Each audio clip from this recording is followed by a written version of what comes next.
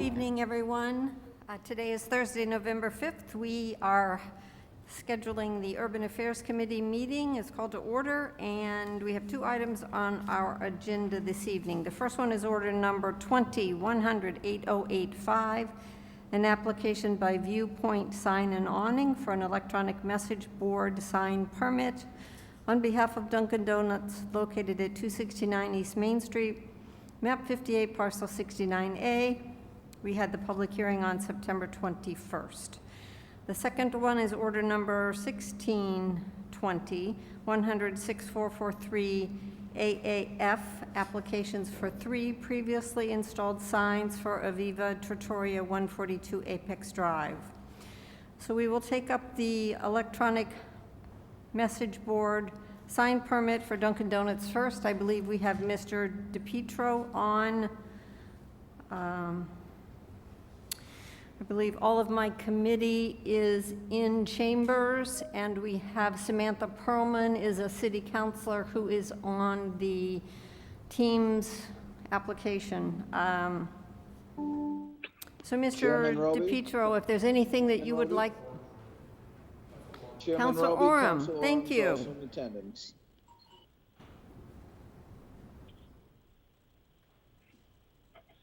And that's all the other city councilors that are on the, okay. So Mr. DePietro, is there anything you want to tell us before we begin? We did have the public hearing. We all have in our packets all the information that you had sent us, including the sign permit application and your draft permit. Nothing specific, just that we're looking to remodel the store. This is part of the newer technology to allow guests to better order and have better order accuracy. I'm sure you've seen them in other quick service restaurants, but it's just a bit of an upgrade to what we have there today. All right, we can go right to the special permit decision that everybody should have a copy of, unless anybody has any questions or comments that they would like to make before we begin. Chairman Roby? Councilor Doucette? Thank you very much. I just have one question as far as the clearance bar.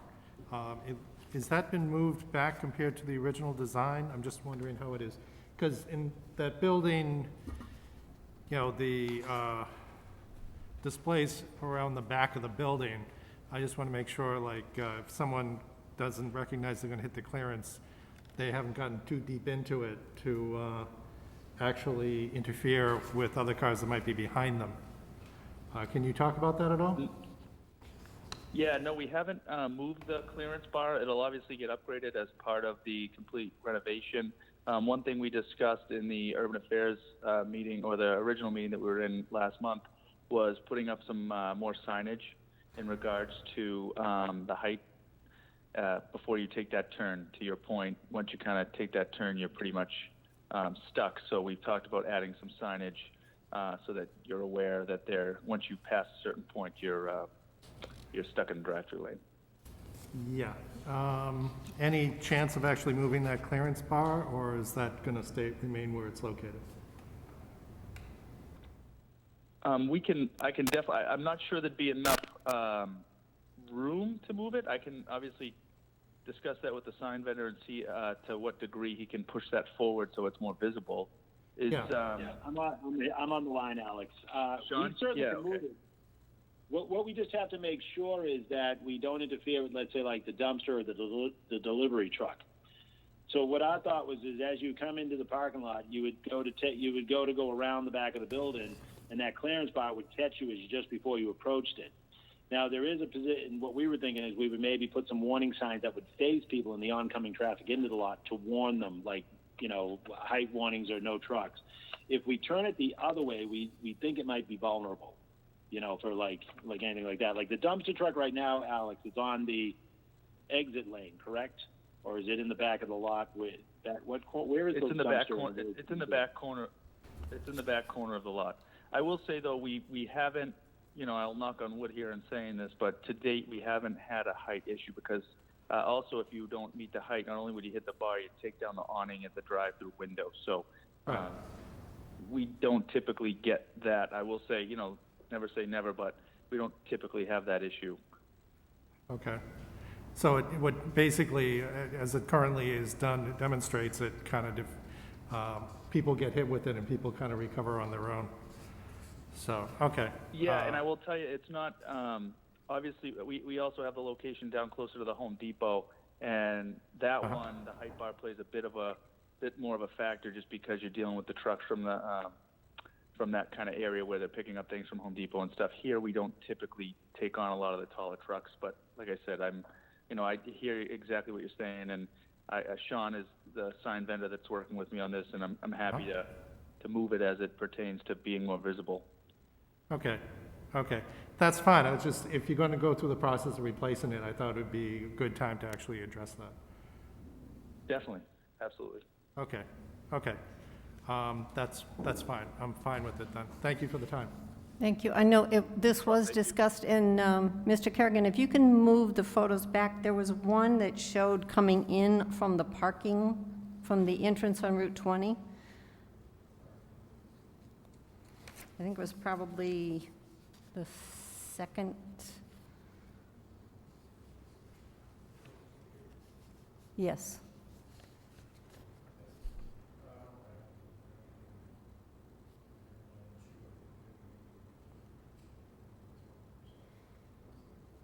I know in the packet that you sent us, there was a photo that was shown with the driveway going in and out, 3 parking spaces along the fence line, and there's a little grassy area on the, what looks to be the the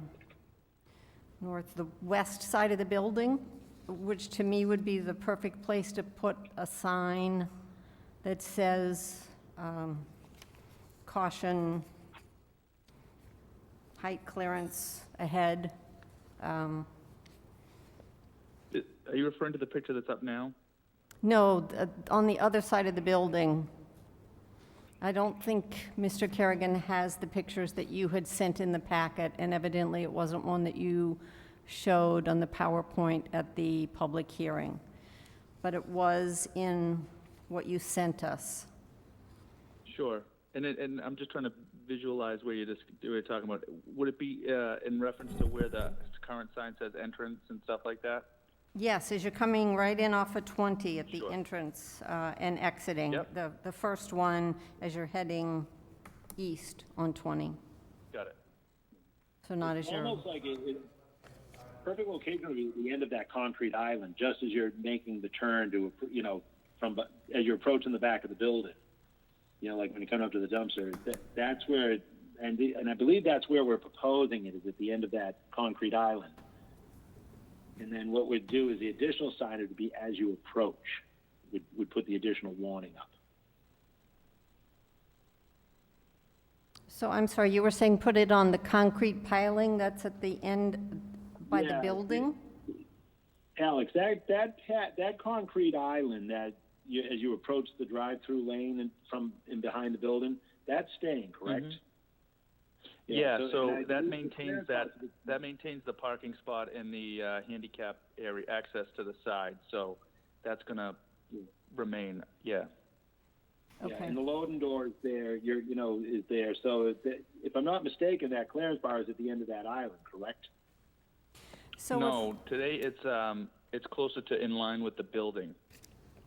So to their point, it's a little bit less visible than it would be if you pulled it forward closer to the edge of the island, which is what I think that should would be make a the most problem. sense.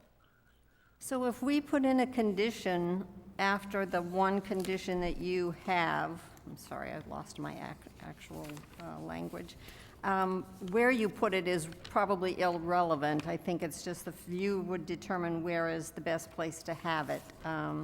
Would that be okay with you if you have really just one condition, or 2 conditions? So if we add a condition that you will add a sign indicating that there is a clearance issue. Height restriction. Yep. Yeah, you can do that. And then I'd say move it to the end of the island.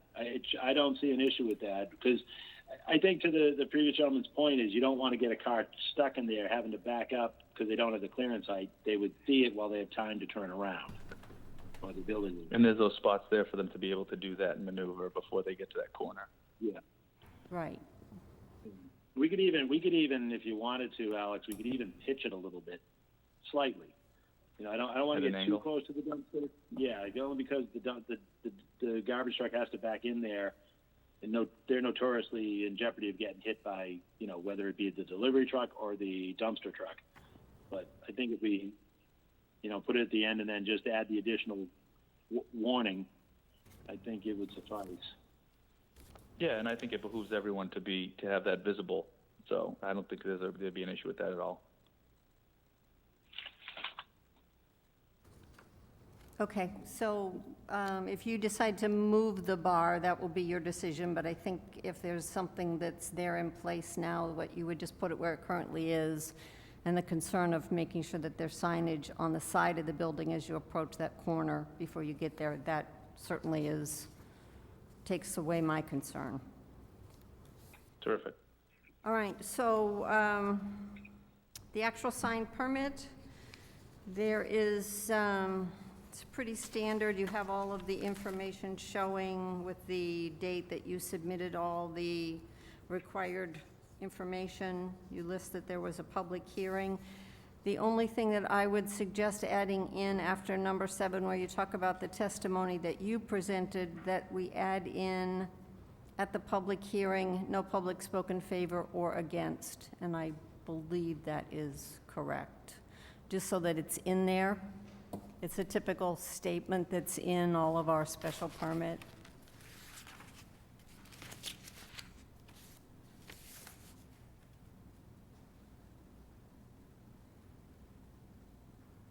So we could just add in a number 8.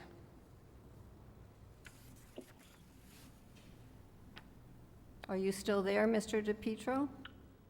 Yes, I'm sorry. Yep. No, I apologize. Yeah, my mute button is not working. Yes, that would be fine. Yep. Okay. And you are correct. There was no one who spoke against or for. All right, and then we have the 2 conditions. The first one is, oh my goodness, we have so many pieces of paper. Where did it go? That's why I like the computer. It makes it so much easier to find all this stuff. Page 3. I know it's page 3. I don't have my page 3. I just had it.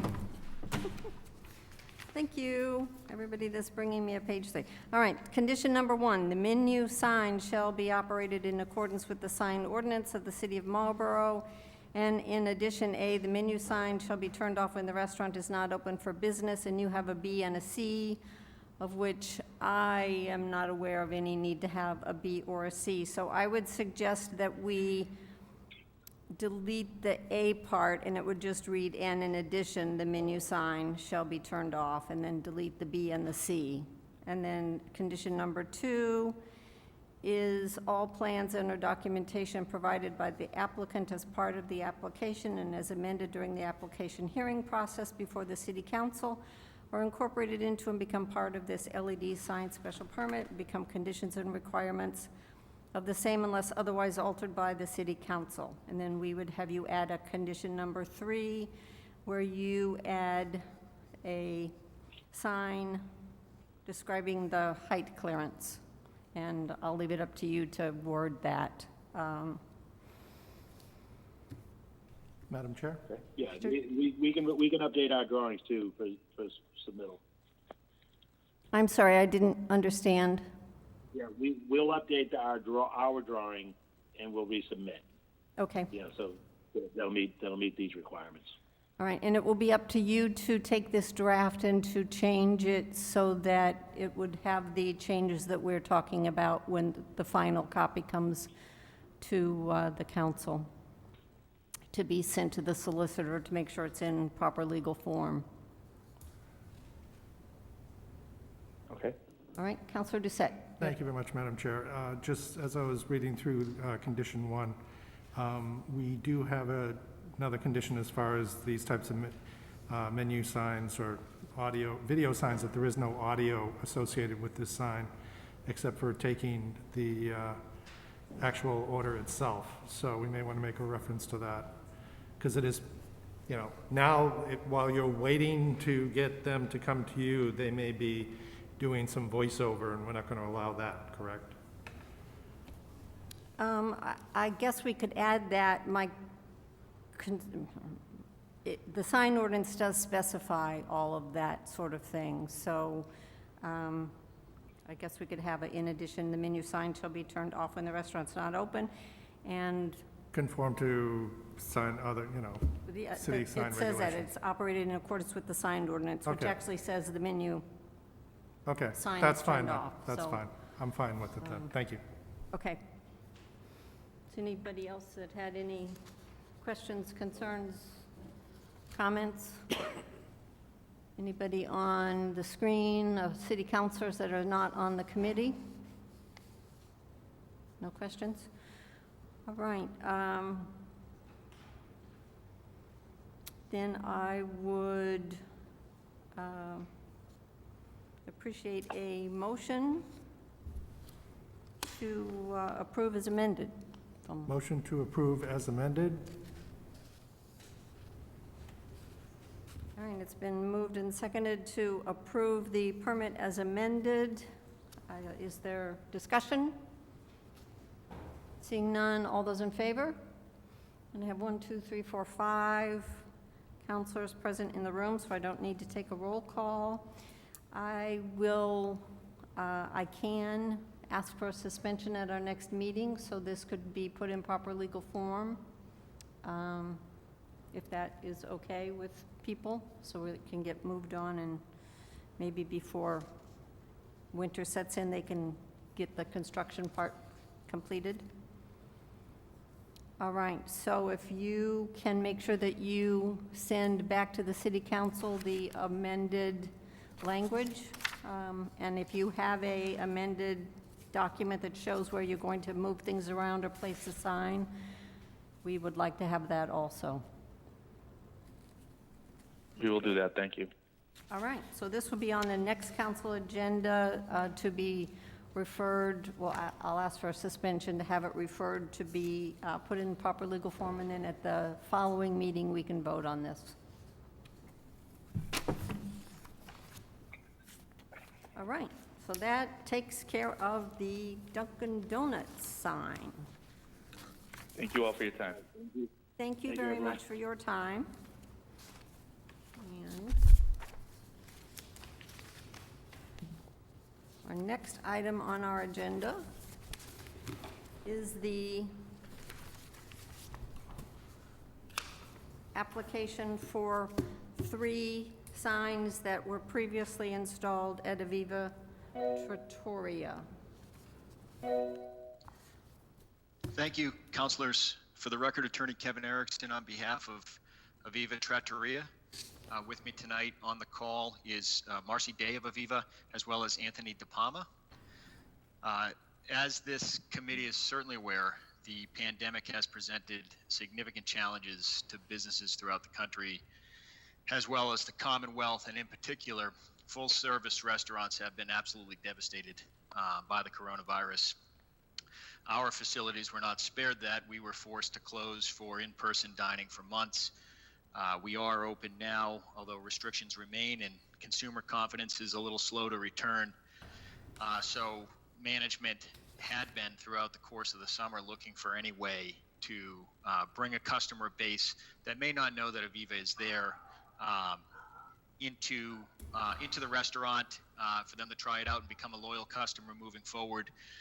To that end, in August of this year, Aviva did commission an artist, Mark Grundig, to paint 3 murals on the exterior of the restaurant building.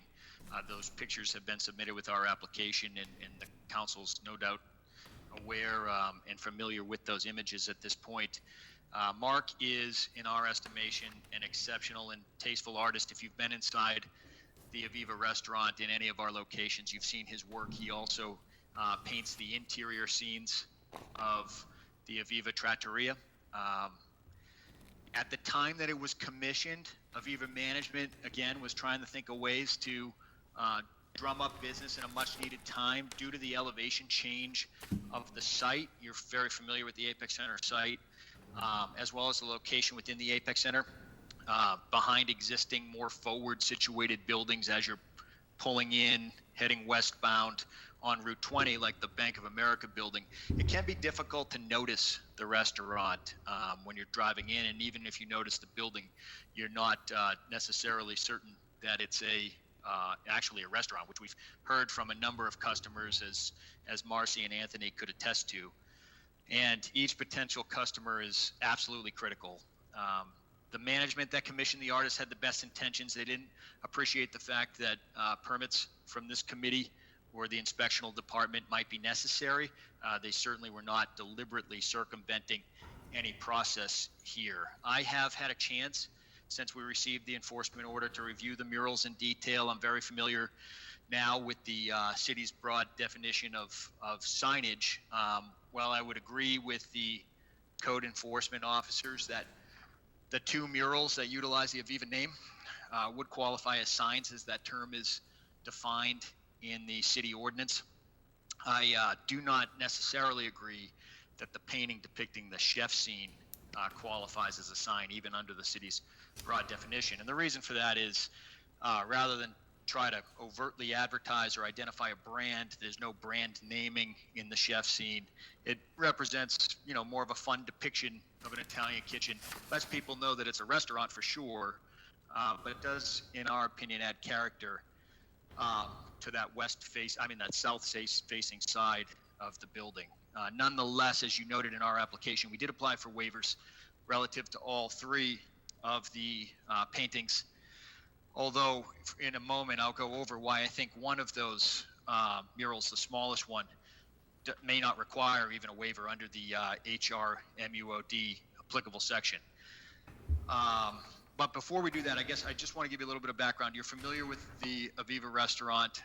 Each of the three signs that is approved on that restaurant, the existing signs prior to these paintings, are 93 square feet in size. So the total aggregate signage on the Aviva Trattoria building prior to these murals was 279 square feet, more or less. These three signs are located on the northerly side of the building facing Route 20, the southerly side of the building internal to the site, and the westerly side of the building, which you would be able to see if you were driving eastbound on Route 20. Notably, within the HRMUOD, as is noted in your package too, the total square footage of each of these three permitted signs at Aviva could be up to 2.5 square feet, multiplied by the length of the longest restaurant front, which in this instance is 82 linear feet. So another way to say that is each of the three approved signs could be a total of 205 square feet each under the HRMUOD for a total of 615 square feet. And we are about 336 square feet less than that in the aggregate currently. So with that kind of as a backdrop, I'd like to analyze the three murals separately. The first one that I'm going to go over is the smallest one, the one that reads in part "Food to Cheer," Italian inspired, locally made, Aviva Trattoria. That one is on the westerly side of the building. You would see that as you were heading eastbound on Route 20. That one is 7 feet 5 inches by 5 feet 7.5 inches, so for a total of 41.74 square feet. So section 650-35H4 of the HRMUOD states that any business entitled to signage may divide any allowed exterior sign to which it is entitled into, quote, separate signs not to exceed the maximum area allowed under this section for a single exterior sign on the same front. So based on that section, with the 41.74 square feet of the painted mural added to the 93 square feet of existing signage on that front, you would get a total of 134.74 square feet. And as I mentioned before, each of those previously approved signs could have been by the letter of the HRMUOD, 205 square feet. So that's still a delta of 70.26 square feet of the allowable allotted total signage for that building front. So in essence, although I've asked for the waiver, I now have a different read of the HRMUOD. I think the sign needs a permit and approval from this committee, but I don't think it needs a waiver. I think it's an as of right additional sign on that front based on its size. In the alternative, if the committee did not agree with me, I would still be asking for the waiver, and I would suggest that it's justified under these circumstances. So next, I'd like to turn to the kitchen scene, the 30-foot by 16-foot kitchen scene on the south-facing side of the building. Again, when I look at this, and I'm sure although this committee may have a different opinion, but when most people would look at this, they wouldn't think sign, they would think artwork intended, to kind of add a flair, like I said, to the building itself. It doesn't contain any brand identification, as I mentioned, nor clear markers of advertisement. I do understand that the inspectional department does disagree with this conclusion, and we've reserved our rights in that regard in our application. But either way, we definitely feel that this image is a value add to the building and the community, frankly. It's tasteful, it's fun, it brings excitement to the Apex project. It's notable that this particular mural is visible only from the interior of the site. So it's not a mural that's visible from the public way, from Route 20. You have to be either driving on the Spine Road through Apex on that private Apex Drive, or otherwise walking through the project. Maybe on a nice day it would catch a customer's eye and they'd see that it was a restaurant there. In the same sense that I wouldn't consider a building face that might be painted consistent with a company's brand colors to be signage. Again, I wouldn't consider this, even under the broad definition of the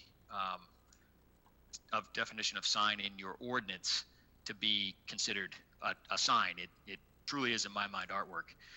If this committee does disagree, then the total square footage of signage on that south-facing building front, inclusive of the existing signage, would be 573 square feet. And again, under a strict read of the HRMUOD, we would only be entitled to 205 square feet. So that one would require a waiver for size of 368 square feet. So finally, I turn our attention to maybe the most important one from our perspective, certainly from management's perspective. The one that they've seen the most new business as a result of is the larger 79 by 10 Aviva Trattoria that's painted on the east-facing side of the building. This east-facing side of the building does not have any current signage. It would qualify as a sign.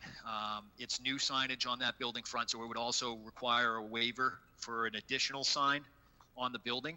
But again, this one, even more than the others, serves a critical role in drawing the attention to this restaurant in a time where, frankly, and I know this is the case with all restaurants, but Aviva needs every customer possible. I mentioned earlier that they've definitely noticed an increase in customers since these paintings have gone up in August. It's been commented on by customers, positive comments, saying, I didn't know there was a restaurant here. I when I drive by, and now I see it. So we would ask that you strongly consider granting these waivers in the context of the times that we're in. And certainly, again, management was definitely well-intentioned here. There was no, I think they're far too large to try to sneak under the radar. And so, the intent was not to go around any process. It was just that the process wasn't fully appreciated by management when they commissioned the artist. And we apologize for that. And we thank you for taking our application after the fact. We really do. Thank you, Attorney Erickson. You kind of jumped in before I had a chance to go over a few things for the committee and for anybody that's paying attention. Oh, gosh, I'm sorry. The first one is the fact of the amendment that was made to the HRMUOD, which very specifically gives the city council authority over aspects of the site plan, the appearance of the buildings and the structure, signage, final landscape design, and the appearance of the retaining walls facing public ways. And you are well aware of that because you helped work on it. You have also been very good as a development in having every building come to the city council for their signs to be approved until this. Then I would read into the record the letter that we got from the from code enforcement. It came from Ethan Lippett. It's a little long, but I think that it's important to put it into the record. Dear Chairperson Ossing and members, attached, please find 3 applications for the already installed signage at the above referenced location. This office became aware of the completed work on August 12, 2020, and sent a warning to the location on that day of the violations of the sign ordinance. Number 1, Chapter 526-3, no sign shall be erected, altered, or relocated without a permit issued by the building commissioner. Chapter 526.4, no sign shall be painted or posted directly on the exterior surface of any wall. Chapter 650-35.H1 of the overall district, a maximum of 2 wall signs, individual letter signs, logo signs, or projecting signs affixed to a building for each store, business, or tenant. No sign shall project above the highest line of the roof, parapet, or building. Each wall sign, individual letter sign, or roof sign shall not exceed an area of 2.5 square feet for each linear foot of the storefront, business front, or occupied tenant space for each applicable business or tenant advertised. In the event that a storefront, business front, or occupied tenant space occupies more than 1 front of a building, the longest front shall be utilized to calculate the total area per wall sign, individual letter sign, logo sign, or projecting sign, up to a maximum of 2. The total area as calculated herein shall be the applicable maximum area for each sign and not split between the 2. The attached applications are still in violation of Chapter 526.4 and 9 by being painted directly on the building and by exceeding the allowed flat wall signage by over 1,000 square feet. Additionally, while some of the signage may be considered artwork, the ordinance is clear as to what constitutes a sign. In bold, any object, device, display, or structure or part thereof which is placed outdoors or which is visible from outdoors, which is used to advertise, identify, display, direct, or attract attention to an object, person, institution, organization, business, product, service, event, or location by any means, including words, letters, figures, designs, symbols, fixtures, colors, illumination, or projected signs. Signs shall include, without limiting the generality of the foregoing, billboards, pennants, ribbons, streamers, banners, flags, balloons, moving devices, strings of lights, and similar devices. Signs shall not include national or state flags, official announcements, or signs of government or temporary holiday decorations customarily associated with any national, local, or religious holiday. The Code Enforcement Office has been extremely generous in allowing signage to assist businesses, notifying the public that they are open by allowing unpermitted banners, flags, and yard signs during the COVID crisis as temporary signage. This is not a temporary installation, nor is a type of sign you will find elsewhere in the city of Marlborough. We also note that the restaurant's location in Westford has no such signage.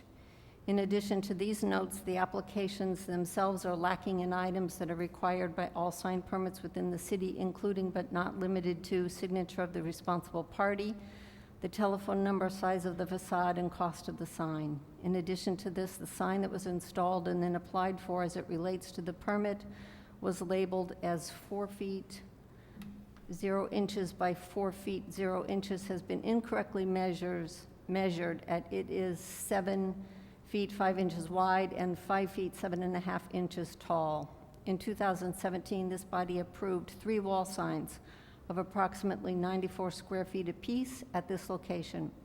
In 2018, a small change was made to the signs when the name was revised to Aviva Trattoria in place of the original Aviva Cucina. These signs still appear to be located on the building for an additional 282 square feet of signage and 3 additional signs making any approval of the attached sign permit applications 1,568 square feet of signage. As always, please feel free to contact my office if you have any questions or if we can be of any further assistance.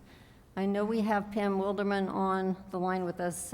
Ethan was not able to come tonight, but I think that as a city council, we need to count on code enforcement and the office there to tell us whether a sign meets the code. And I think this letter is pretty clear in their comments. So, Ms. Wilderman, I don't know if you have any comments to make on the information that Attorney Erickson gave us this evening. It was a lot of numbers that, unfortunately, were a little beyond my scope. There were a lot of numbers, but that has really little to do with the two specific issues, which is our sign ordinance specifically disallows signs to be placed directly on a brick facade, painted on the brick facade, and also the fact that that artwork, as I'm sure it appears, under our ordinance is still considered a sign. As we've said in the past, I think that the approval of this could possibly open up an issue that we are not ready to deal with right at the moment. Thank you. So I'm going to open this up to counselors on the committee first, if there are questions or comments that anybody has. Councilor Doucette? Thank you very much, Chairman Roby. So I can understand why they're doing this in this time, but I think, obviously, they should have known better, without a doubt. These guys, this is still a recent, development in the city. The people who are involved in this, and the lawyers involved in this have experience with other businesses in Apex. I think it was kind of disheartening to see this type of, action kind of contrary to what they were doing with this, working with the city. This seems to be the opposite of that. I understand that we're in the time of COVID. Would have been nice to work with us on issues like this instead of leaving it to, their own action.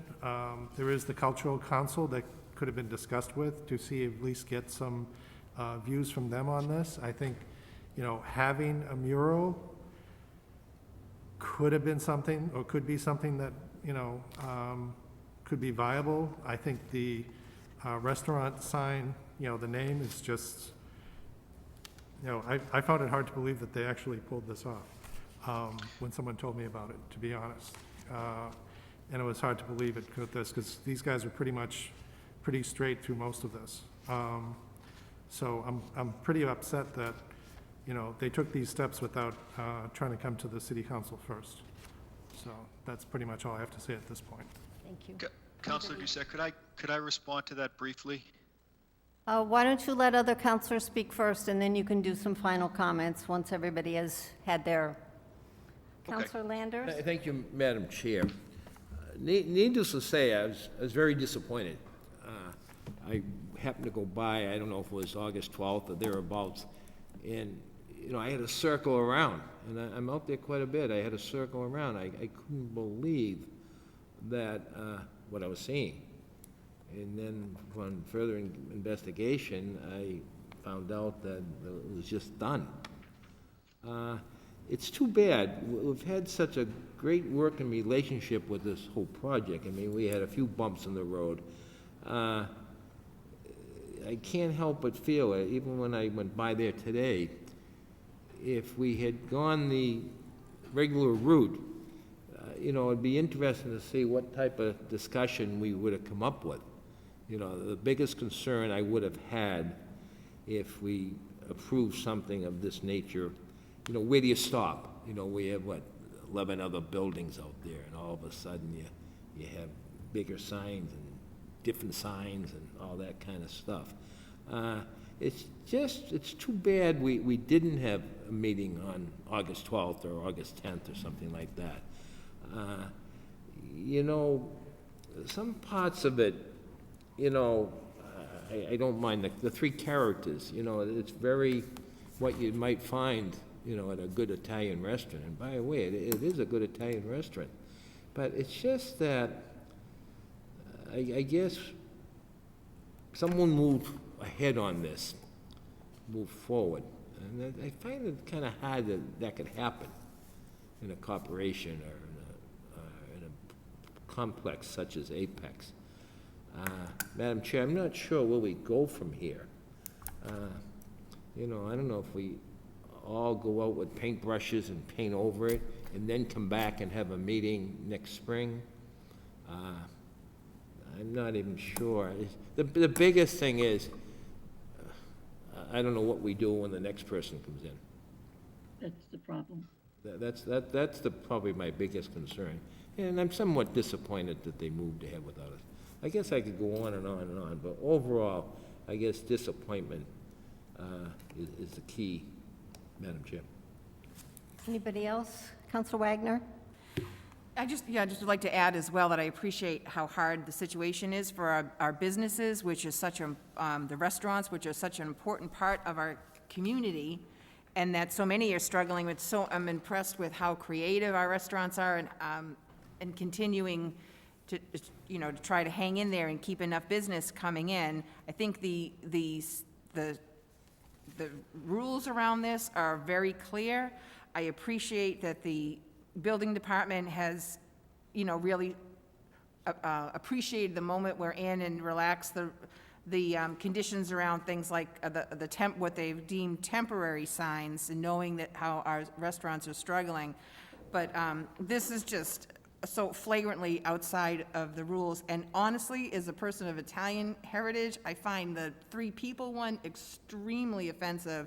And this has a real impact on the community, and something like this, there's ordinances in place, it's completely outside the guidelines, and I think we have to take that into consideration.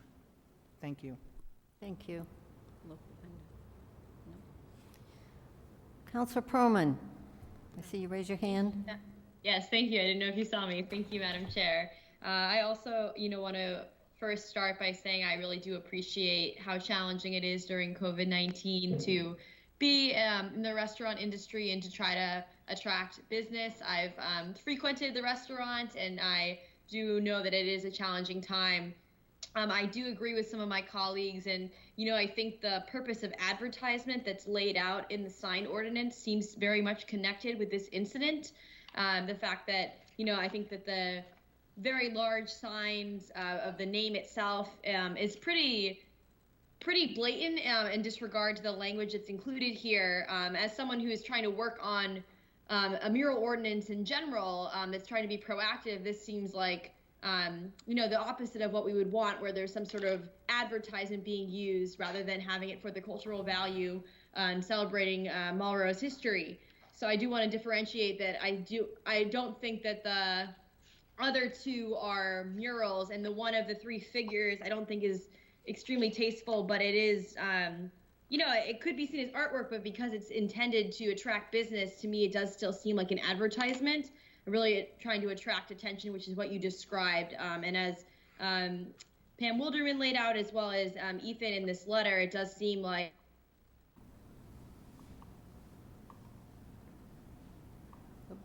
Councilor Perlman, I think you froze. would not suffice. Oh, I'm sorry. Can you hear me now? We can, yes. I apologize. My internet must have gone out. I would say that under the sign ordinance right now, what we're seeing in these images does not meet anything that would be approved under the sign ordinance. And I do agree with my colleagues that I do think the fact that we have to be reactive, it's already been up for several months, and we weren't consulted ahead of time, does seem to be a red flag. So I'm interested to hear, Mr. Erickson's remarks as well. But that's all I have so far. So thank you. Thank you. Anybody else have any? Robbie? Counselor Oram? Robbie, Council Oram. Thank you. I'm going to just say I echo my fellow councilors. I've already noted at the city council meeting I wouldn't be in support of any waivers to what already has been done. It's very concerning. That is the most concerning part, is they're coming in here for something that was previously done. That's just an insult in my view, and I cannot offer any resolution except for taking these signs down. Thank you. Anybody else? Counselor Ossing? Thank you, Madam Chair. A question to Attorney Erickson.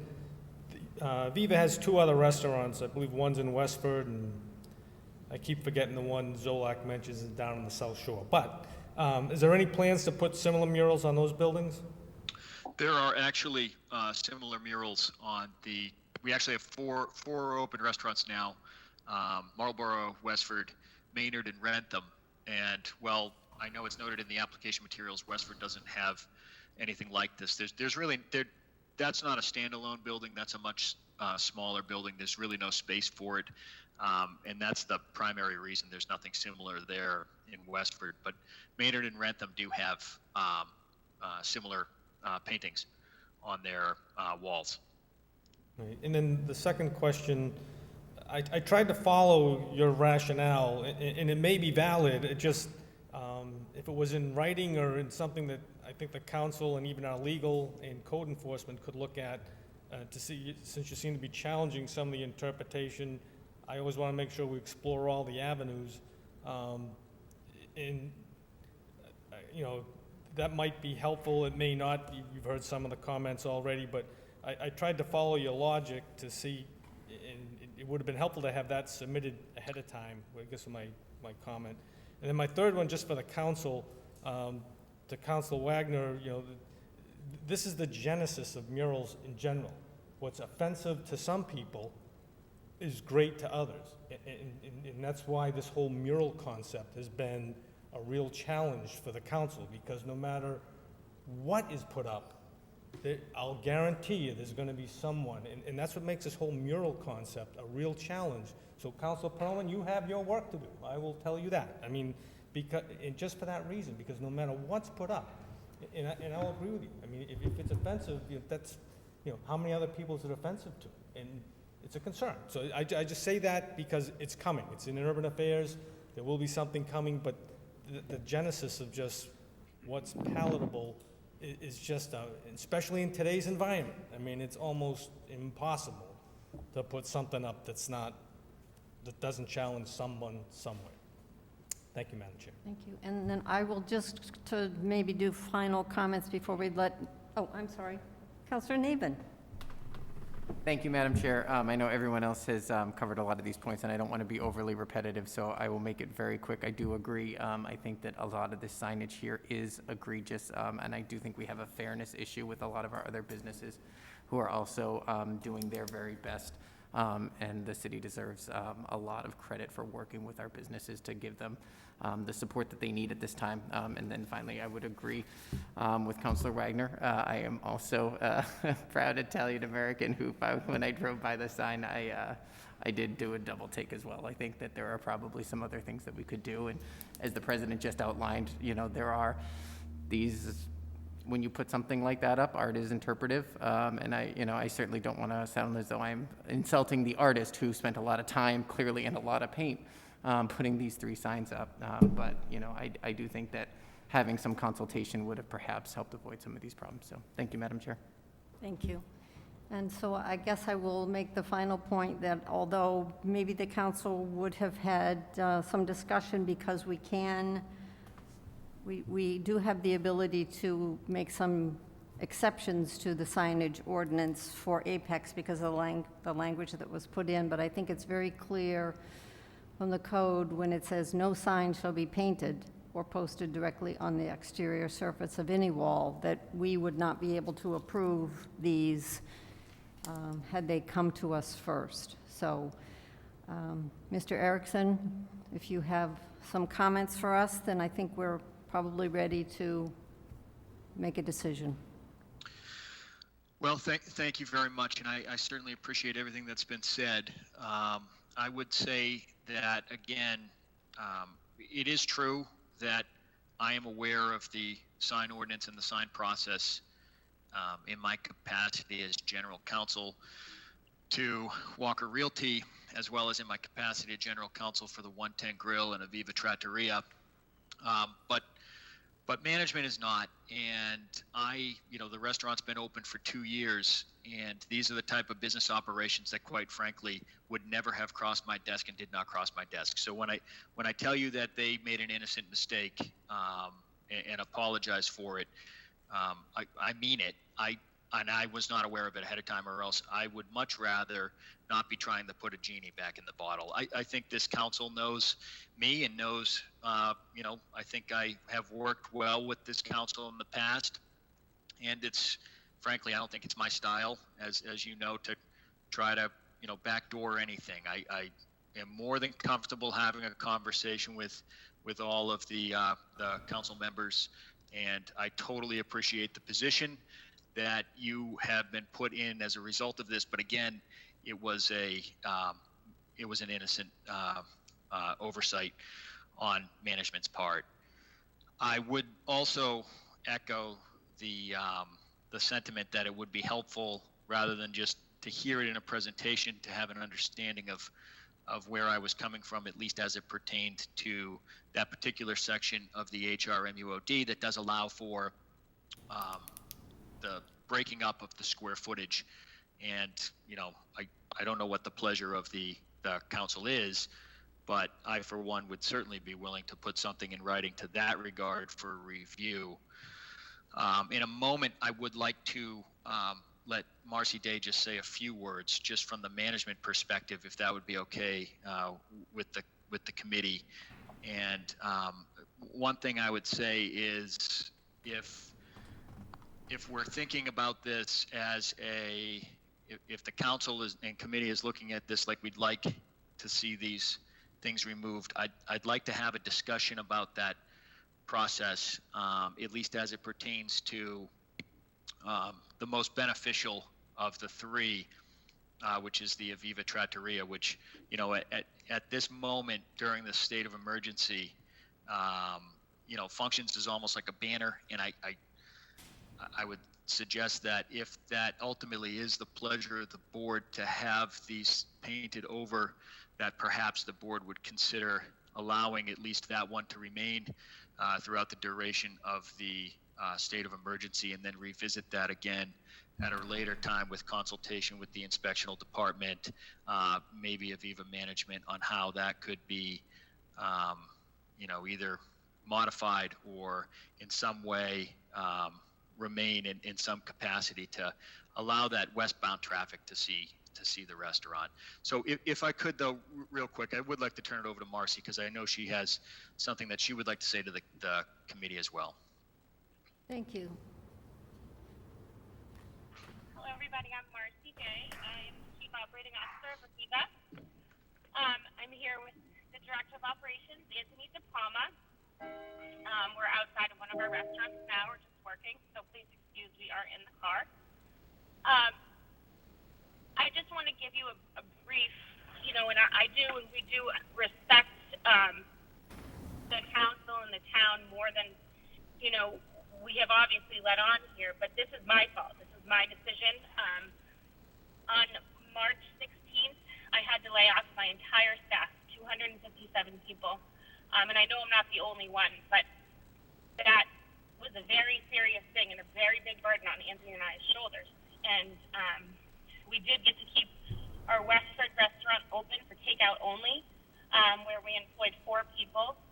And one of the main things we've had a problem with in Marlborough is the visibility of people coming into Apex and knowing, what we are and who we are. And that was totally my idea. I had no ill intention or disrespect for anybody.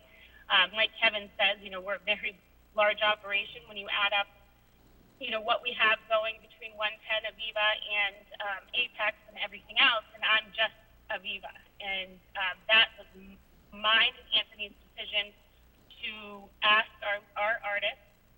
Anthony was his family's right from Italy, and he is our executive chef, our director of operations, and there was no ill intention. I cannot stress enough to try to offend anybody.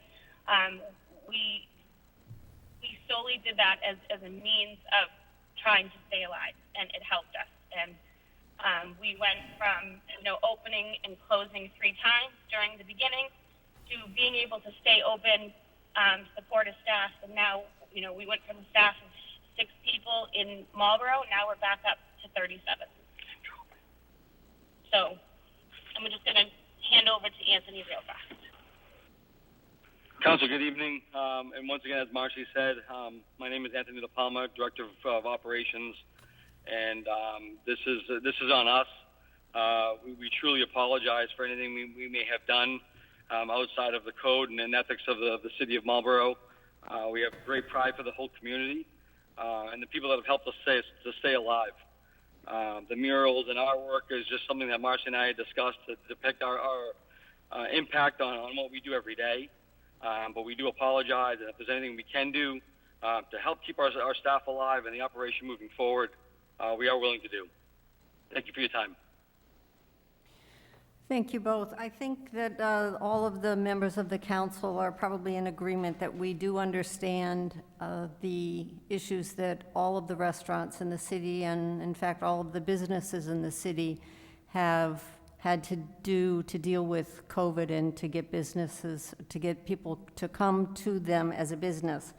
And I know, as I read in the letter from code enforcement, they have been very lenient on businesses that have done some of the things that are technically not allowed within the city. I know at Apex alone, there are multiple wing banners that are flying, advertising. You chose to paint a sign on, and whether it was intentional, so you chose to paint a sign on, which I think is sort of a little bit different than what some of the other businesses have done.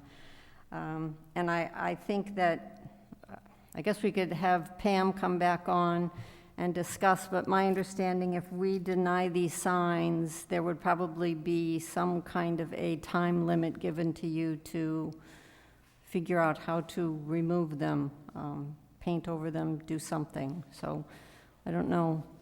Ms. Wilderman, is there a procedure if they're denied? What would happen? If they're denied, I believe that there's and I'm not real sure, I defer to Mr. Kerrigan on this. Is there a time on a denial that they have to appeal? I'm sorry, I didn't understand that. Is there a what? On your denial, if there is a denial, is there a time for an appeal? My understanding, and I did talk to Mr. Lippett last night, they could appeal this. There would be process for appealing it. They would have to apply for a permit. He would deny that, and then I think, if I remember correctly from him, there would be 2 parts. They would have to go to the planning board, and then they'd have to go to the ZBA. So I The think... solicitor is on. If you Yeah, to I'm answer not for sure me, that's I would accurate. appreciate that, Mr. Grossfield. Which solicitor is with us? Mr. Grossfield, do you have comments? Good evening. I think there would be an appeal. I'd honestly have to talk with Ethan more about the appeal rights that he's describing to you, because I want to make sure we're consistent. But in any event, with it, certainly there would be some process that would be available, and whether or not the petitioner would go that route, would remain to be seen, in terms of how an appeal would affect a time period, and whether an appeal would prevent taking down the signs in the interim. So I think some of that would remain to be seen, but I would want to talk with Ethan more before giving the committee advice about what he had laid out for you. I would suggest a couple of different things. if I might. The painting was done relatively quickly. I'm assuming that the painting over could be done relatively quickly as well. I would also suggest, as Mr. Erickson asked for an allowance on one of the signs to be used as a banner, that in fact, perhaps they could apply for a banner that would be a banner that would be hung on the building, not painted on the building.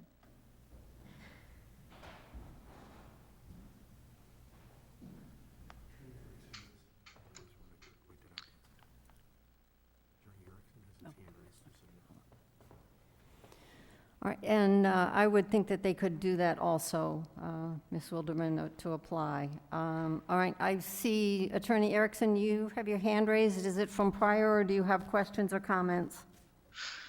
No, I do have a comment. I'm reading the tea leaves here, but I would like to say that notwithstanding the fact that I understand that this process did not go how it should have gone, I would like to ask if there would be an opportunity here to meet on site with the inspectional department and Marcy and Anthony to discuss some option, at least on a temporary basis, as it pertained to these murals. Some not necessarily all, just to try to get, and this is not the committee's fault or the city council's fault in any way. These murals are a sunk cost, but mural signs are a sunk cost for us, but they're working and they're serving the function. And I understand that they're currently in violation. At least the two that are brand identified are currently in violation. And but that being said, I can't put that genie back in the bottle, and neither can Aviva. But perhaps under the circumstances, we could discuss with the inspectional department some period of time or some variation of the existing painting, that could remain for as long as the Commonwealth's, the executive order and the state of emergency remains, and then to be revisited, at that point. And I'm not saying all three. I'm saying, some combination, or at least the one that faces the westbound traffic for a period of time. Ms. Wilderman, I'll let you respond, but before, I will just offer, I know as one member of the council, this sign has been up since August with a couple of, I believe, fines, and then finally came to us for approval. I think it's been up long enough. If it's denied, they need to be taken down. There should not be steps to allow an exception to this. It would only set precedents for other businesses to then say, oh, I'm going to paint something on my building. And I don't think we want to open up that door. So, I believe you're correct, Counselor. And furthermore, the Inspectional Services Department has no authority at this point to make any adjustments or changes. I would, again, strongly suggest that if they wish to have a banner, that they submit a permit application for a banner that is attached to the building but not painted directly on the building. Thank you. Councilor Doucette, you had your hand up. Thank you very much, Madam Chair. I agree with Pam Wilderman as far as doing a banner versus the painting. I think the issue here is the painting on the wall. It doesn't necessarily need to be painted over, but there's other technology such as power washing to remove the paint from walls, and it doesn't take much to actually get something like that done. And then once it's done, we can talk about a banner, and do it that way. All right. Is there further discussion by anybody? Somebody want to make a motion? And we actually have 3 separate sign permits. I will look to our president to see, should we take them individually? Can we just take one vote? Or I would assume the vote would be the same, but That's your call, Madam Chair. However, whichever way you and the committee plan to vote on it is fine. all right, why don't we take them individually? The first one is the 4x4 flat wall sign. That was the food de cheer, Italian-inspired, locally made. Motion to deny the first sign. It's been moved and seconded to deny. Is there any further discussion? Hearing none. All those in favor? 1, 2, 3, 4, 5. The second sign is the 30 by 16 sign. That is the painting of the Italian kitchen.